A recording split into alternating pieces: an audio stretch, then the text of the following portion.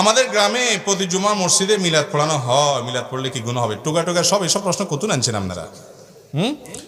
আপনাদের মসজিদে মিলাদ পড়া হয়, রাসূলের প্রতি দুরূদ পাঠ করা এটা ভালো কাজ না খারাপ কাজ? শুধু ভালো কাজ না, মিন আহাম্মিল ইবাদাত, সবচেয়ে শ্রেষ্ঠ ইবাদতগুলোর মধ্যে থেকে একটা হলো নবী সাল্লাল্লাহু আলাইহি ওয়াসাল্লামের প্রতি কি করা ভাই? দুরূদ প্রেরণ। তার প্রতি দুরূদ প্রেরণ করলে আল্লাহ তাআলা আমাদের প্রতি রহমত নাজিল করবেন ইনশাআল্লাহ। কিন্তু এই দুরূদ পাঠ করার জন্য সবাই মিলে মিছিল দিয়া দলবদ্ধভাবে জোগাড় দিতে দিতে বলতে হবে, এরকম কোনো শিক্ষা উনি দেন নাই। আচ্ছা, দুরূদ আপনারা নামাজে পড়েন না পড়েন না? নামাজের মধ্যে দুরূদ কি আপনারা সবাই জোগাড় দিয়া বলেন একসাথে? হিঁয়ের মতো সবাই মিলে আল্লাহুম্মা সাল্লি আলা সুদ্দিয়া পড়েন? পড়েন না, বরং যার যার দুরূদ শেষে পড়েন না? তো নামাজের বাইরে কেন সবাই একত্র হয়ে যেতে হবে? রাসূল আকরাম সাল্লাল্লাহু আলাইহি সাল্লাম যে ইবাদত যেভাবে করতে বলছেন সেটা সেভাবে করতে হবে।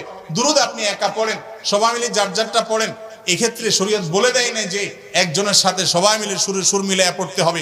দুরূদের জন্য একত্র হইতে হবে সবাই, এমন কোন শিক্ষা দুরূদ পড়ার ক্ষেত্রে আমাদের নবীজি দেন নাই।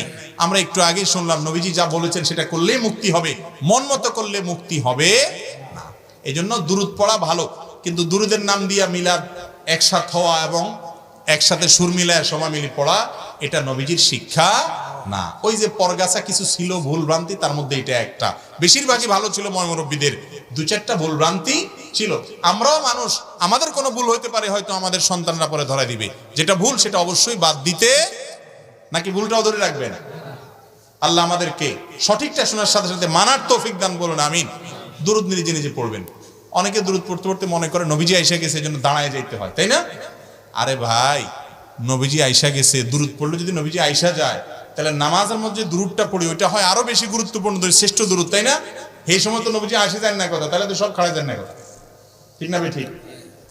আর নবী করিম সাল্লাল্লাহু আলাইহি ওয়াসাল্লামের প্রতি দুরূদ পড়লে যদি দাঁড়ায় যাওয়া লাগে, তাহলে কোরআন শরীফ পড়ার সময় তো ফ্যানে ঝুলা দরকার। এগুলা কোনো যুক্তির কথা না। মনে রাখবেন, আমাদের অনেক ভাইরা এগুলো কারণে আমাদেরকে ভুল বোঝে, বলে এরা নবীর দুশমন। নাউজুবিল্লাহ। আমরা কি নবীর দুশমন ভাই? নবীরে মহব্বত না করলে মুসলমান থাকে নাকি আবার? অতএব দুরূদ পাঠ করা লাগবে কি লাগবে না? কিন্তু তার জন্য আনুষ্ঠানিকতা নাই, যেভাবে আমরা বানিয়ে নিয়েছি। আল্লাহ তাআলা আমাদেরকে সহিহ পদ্ধতিতে দুরূদ পড়ার তৌফিক দান করুন।